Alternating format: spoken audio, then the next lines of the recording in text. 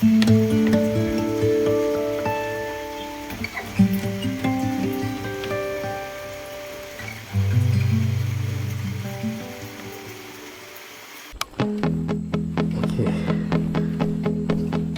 เดี๋ยวจะออกจากหมู่บ้านตะกอขะนะครับไปที่น้ำตก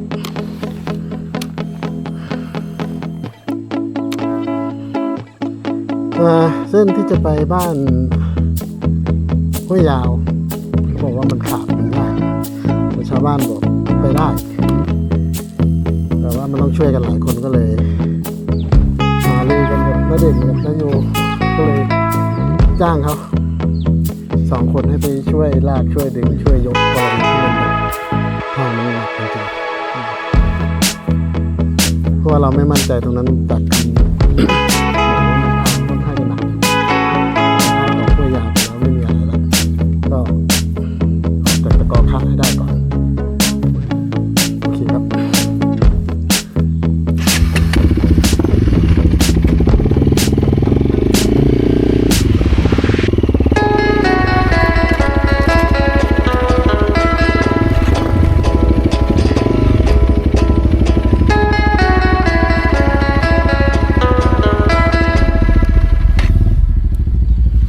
ถ่ายรูปตัวเองด้วยเหรอ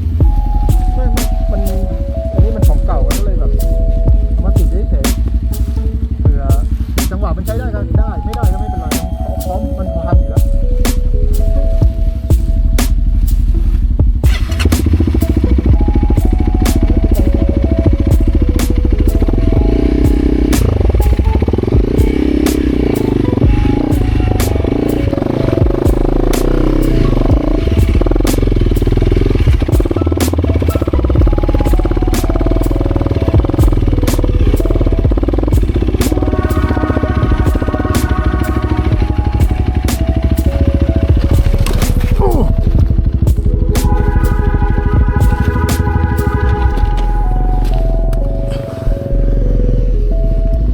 เล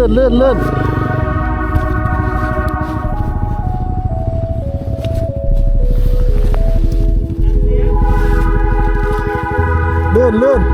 ไปไหนเลย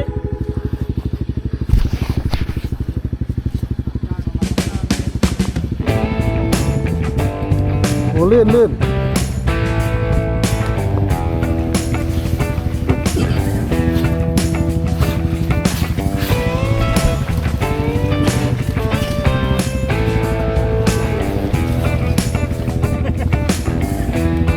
เฮ้ยอุ้ย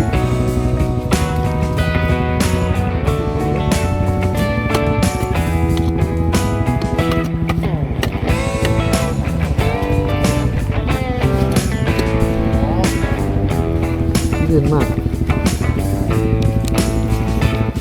เดี๋ยวไม่ดีตั้งแต่ปั่นขึ้นมาแล้ว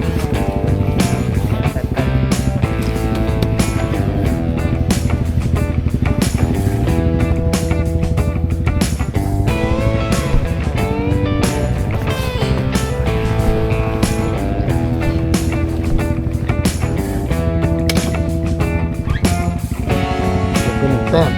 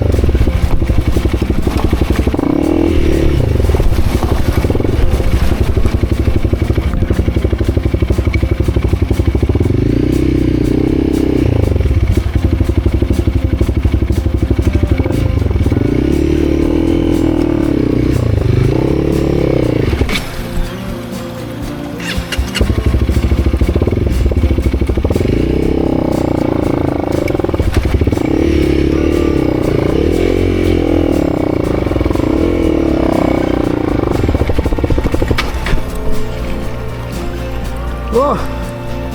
เจออะไรเกือบพลาดแล้ว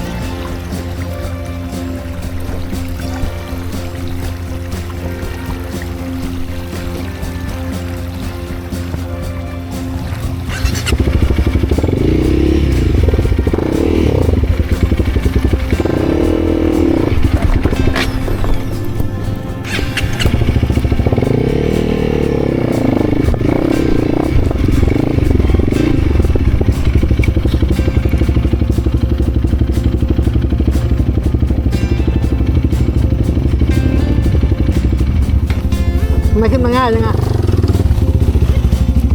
ฮะทำไมขึ้นมาง่ายจังอะ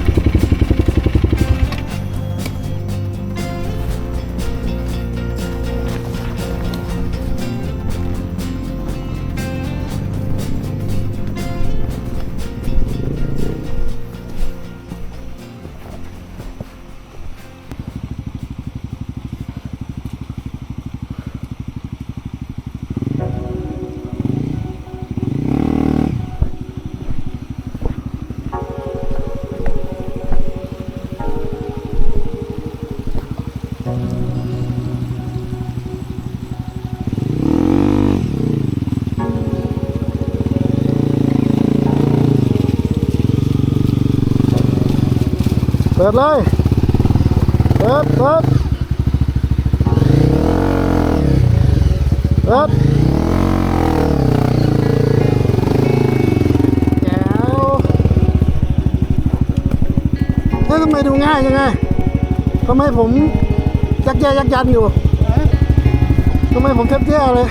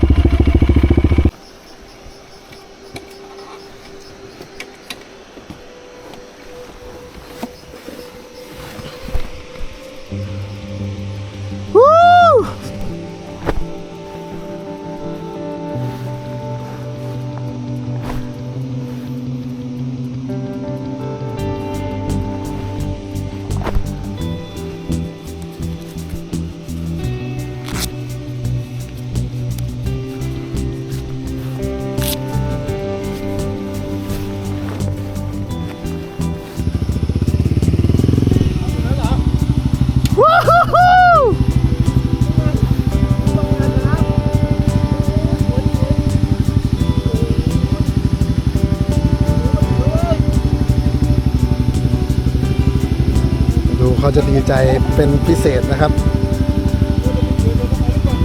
มันเป็นจุดเดสติเนชันหนึ่งของณเด่นเขานะครับ มาถึงกันแล้วนะครับนโยณเด่น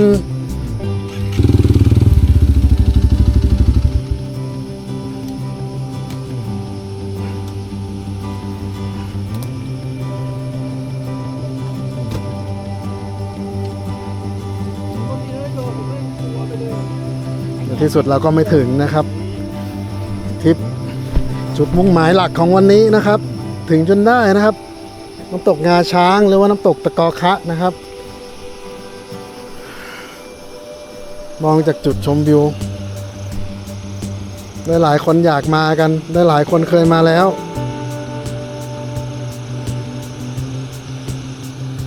วันนี้3คนนี้ทำได้แล้วนะครับสุดๆวู้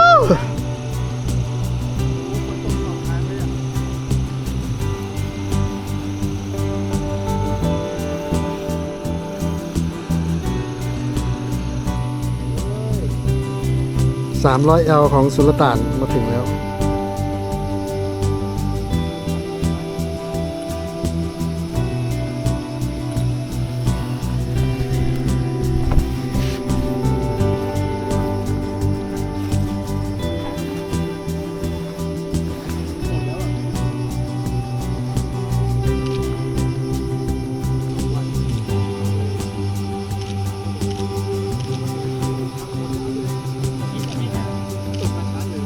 นาพีชเหรอ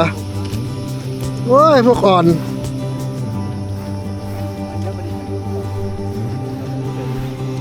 นาพีชพวกอ่อนๆอย่างนั้นน่ะไม่ได้มาหรอก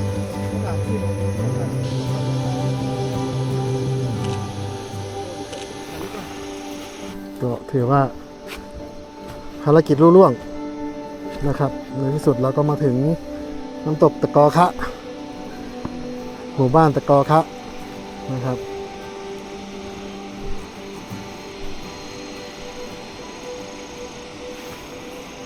ต้องหน้านี้เท่านั้นด้วยนะครับเพราะถ้าหน้าอื่นก็ไม่ค่อยมีน้ำแล้วก็บรรยากาศจะแห้งๆนี่คือทุกอย่างมันลงตัวมากๆแนะนำครับแนะนำให้มากัน